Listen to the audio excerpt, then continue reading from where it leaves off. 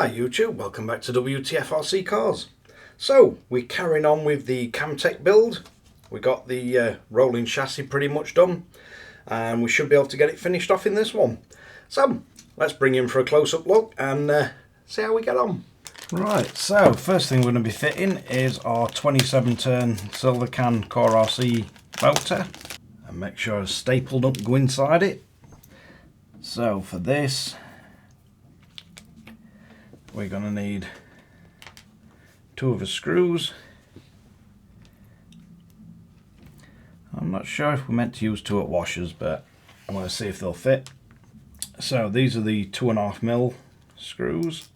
I think we're going to have to bend the wires a little, so I'll bend them in.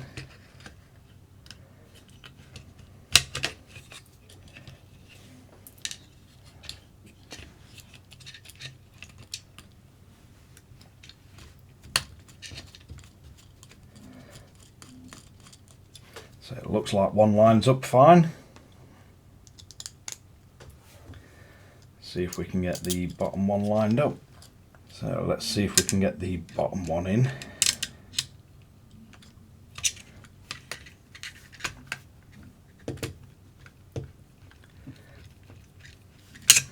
Just want to get that started. And then we've got us 13-tooth pinion, which looks like we're going to have to get wheel off to get this on properly.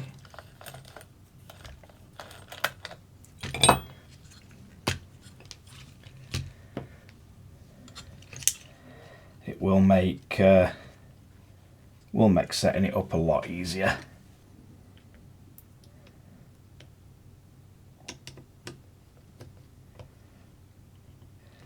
So we get the pinion tight.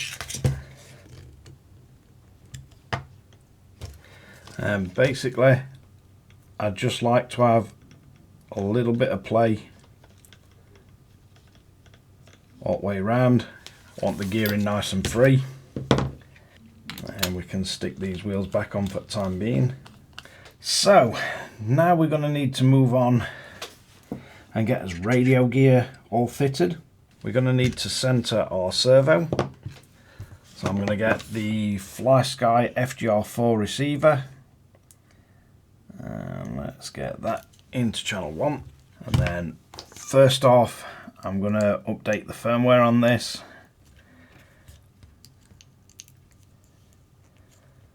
So we need to connect it in firmware update mode.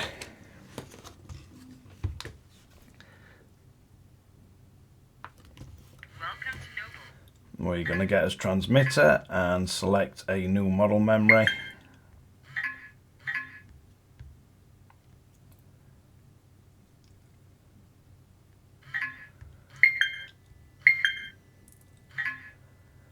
Make sure channel definition's on 4. And go to his RX update, FGR4S, click update.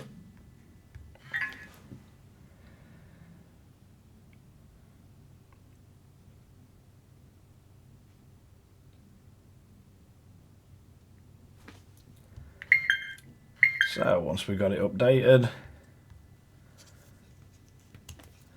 we can put it into bind mode.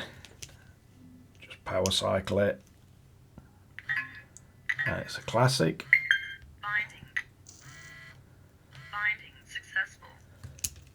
So we've now got it bound. And we just need to go in, make sure his endpoints are all zeroed, sub-trims all zeroed.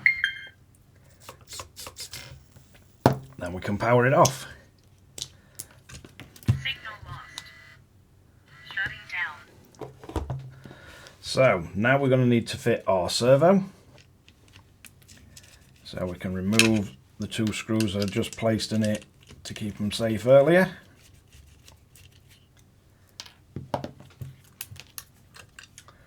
Then we're going to get a servo. For this one I'm using the GXservo X25. So we're going to have to move the actual clamps so it fits, And then I'm guessing you're trying to get it central as you can. So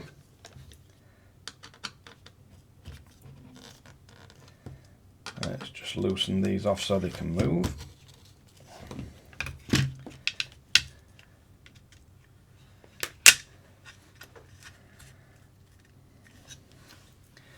And we need to get our servo fastened in.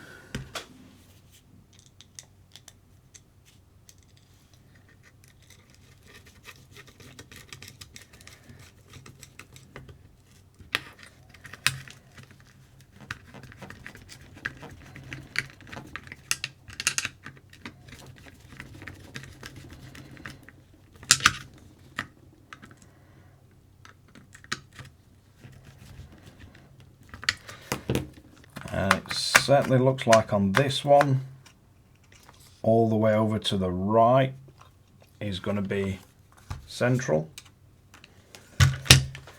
So just aiming to get that as much in centre as possible. So that should be what we're looking at.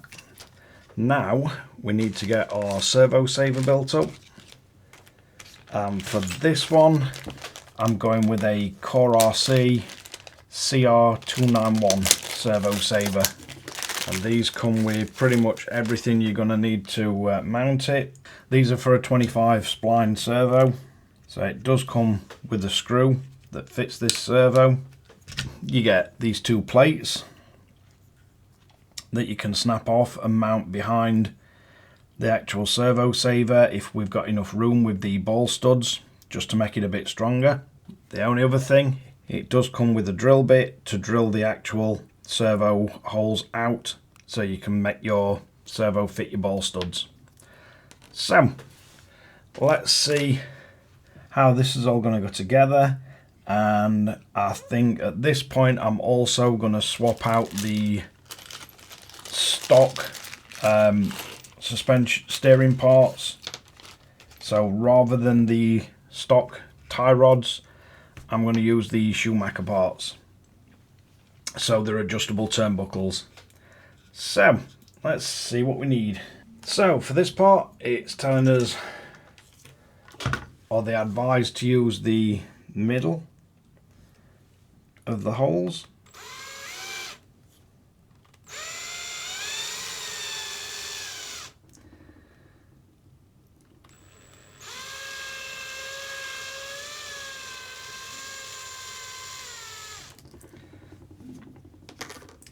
So we've got them drilled out.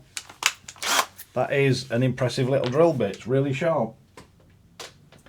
So let's see which one of these brackets is going to fit. I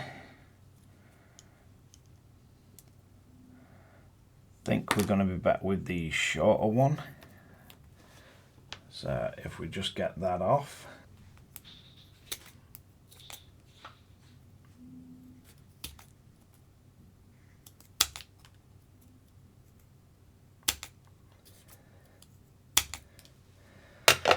So we just need to trim that down.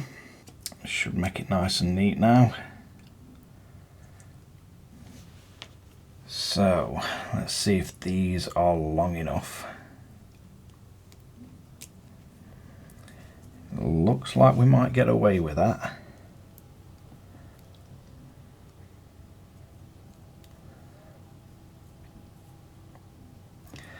So we've got the little ball studs and the locking nuts for the back of them.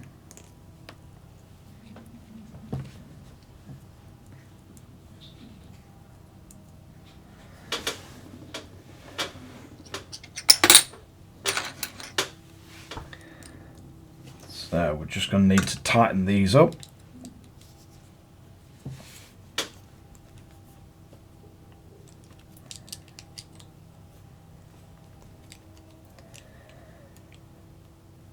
And you can see how the extra bit of fibre plate just helps strengthen the top of that servo saver.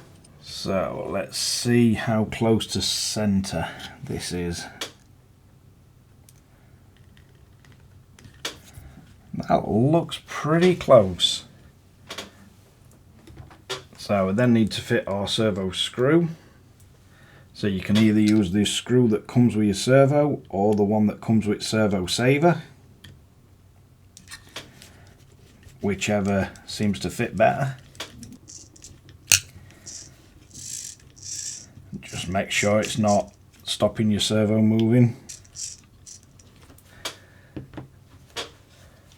Right, next thing we're going to need is our turnbuckles making up. So let's get the Schumacher ones and I'll get your part number. So the turnbuckles we're going to be using are Schumacher titanium turnbuckles, U43 26. And I believe they should screw onto these perfect. Does look like it. So we're going to need to get 2 of these made up, and then we can adjust them down to fit. And once I get them pretty close, I'll give you a measurement of how far apart we need these, because don't seem to be any instructions. Right, so I'll just get these screwed together. So once we've got one screwed on, if you aim for around just over 13mm, we've got 13.29 on that one. And then you'll be able to fine tune it to get your actual steering angles where you want it. So let's get the second one built up and see what else we've got. So fitting them is just a case of pushing them down and clipping them on, and then we can set about adjusting our steering angle. I would power it up first, make sure you've got your servo centered, and then you can move the servo to split the difference between them, and then adjust your tie rods to get it perfectly straight, because we don't want that much toe out on it. But next we've got to work out where we put in our speed controller. So for this one, on this class where we're racing, the only one we're allowed to use is the Hobbywing 1060. And we're definitely going to need different wires on it, different plugs, because we're going to be going for our post connectors. So we're going to have to get this pretty close, because these wires aren't very long. So we're going to have to get rid of our Dean's T connector, but there will be plenty of room for us battery wires and our motor wires, so they're not going to be an issue. Won't need to shorten them at all. Just need to get some post adapters on these. So let's get them soldered on. So we got us bullet connectors on. Now we need to work out where the SC is going to live. So first thing we're going to want to do is get our 3M sticky pad on it. And let's have a look. So I think there's going to be as good a place as any. Shouldn't make any difference which way around the battery goes. It should fit. So I think probably going to end up having the switch just mounted to the side of ESC.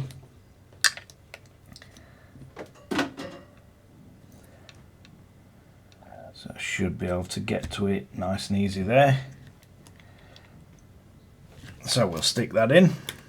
Then we got a switch which should be able to reach under body shell. Then we need our receiver. So let's get some tape to stick this in.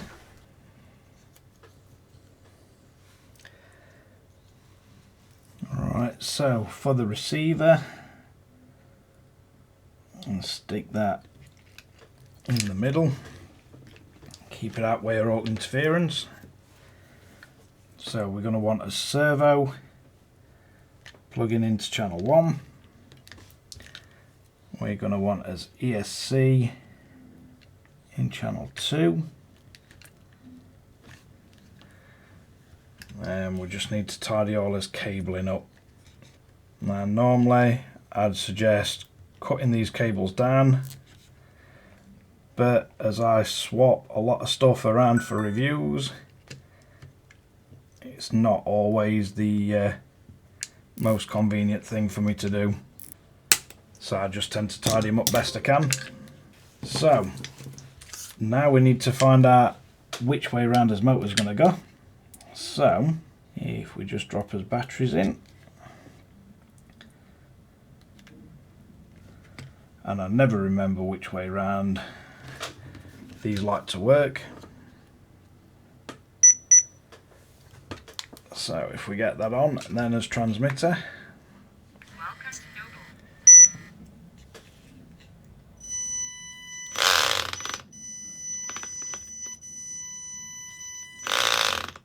I think that is the grub screw catching for the pinion, so that's definitely going to be something to look out for. Don't think I can get that any further in.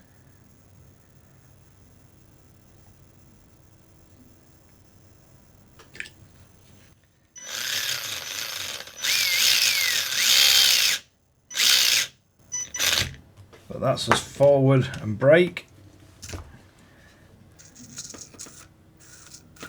Then we're definitely going to need some endpoint setting on a steering.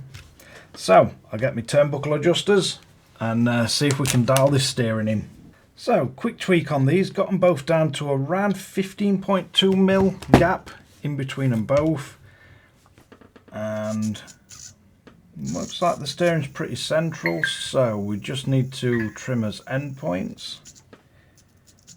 Let's make sure our servo's going the right way, it'd be a good start.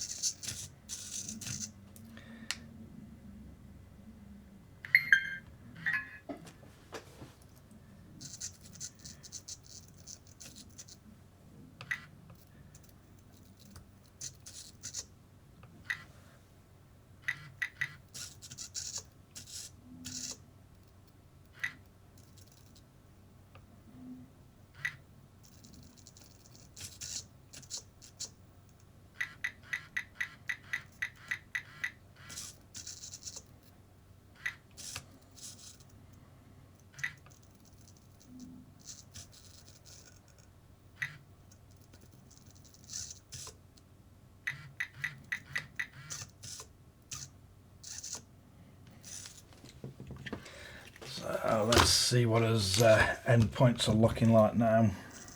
That looks about as good as we need it. So we have steering. Looks like this is going to be a really quick servo for this RC. We've got his throttle and brake. So all that's left to do now is get the body on it, which I've already been painting. So this is the shell we're going with on this one. I think it's a Clio, but I've done this in a bit of a flip paint and then just split the colour between front and rear. It's going to be hard to tell in here.